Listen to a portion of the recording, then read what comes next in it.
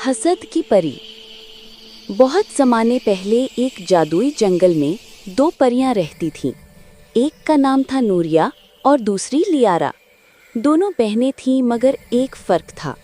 नूरिया के पर सोने जैसे चमकते थे और लियारा के पर नीले आसमान की तरह नर्म मगर सादा थे। नूरिया को हमेशा लगता कि सब लोग लियारा से ज़्यादा मोहब्बत करते हैं, क्योंकि लियारा के चेहरे पर सुकून था और दिल में दुआ। जब कभी जंगल में किसी को मदद चाहिए होती, लियारा आ जाती। वो फूलों को चमक देती, दरख्तों को बहार और परिंदों को गीत। मगर नूरिया के दिल में आहिस्ता आहिस्ता हसद ने जगह बना ली। वो सोचती, क्यों सब इसे पसंद करते हैं? मैं भी तो परी हूँ।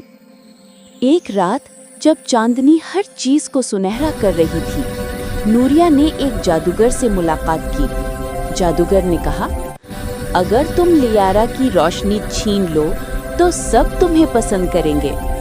नूरिया ने डरते हुए हाँ कर दी। अगली सुबह जब लियारा नींद से जागी, उसके परों से चमक गायब थी और नूरिया के पर पहले से भी ज्यादा रोशन हो गए। पूरा जंगल हैरान था। सब नूरिया की तारीफ करने लगे, मगर लियारा खामोश हो गई।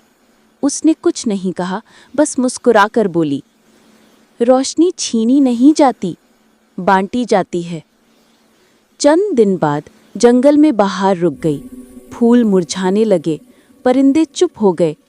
सब ने नूरिया से पूछा, तुम्हारे पास रोशनी है मगर जंगल क्यों सो गया है?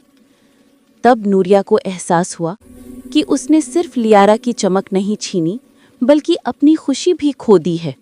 वो दौड़ी जादूगर के पास गई और बोली, मुझे मेरी बहन की रोशनी वापस चाहिए। जादूगर बोला, ये तभी मुमकिन है अगर तुम सच दिल से पछताओ और अपने परों की रोशनी खुद उसे लौटा दो।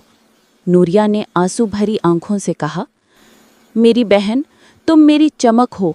अगर तुम मुस्कुरा दो तो मैं मुकम्मल हूँ।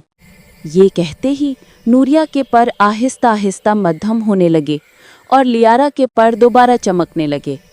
पूरा जंगल जगमगा उठा। लेकिन जब लियारा ने आंख खोली, नूरिया गायब थी।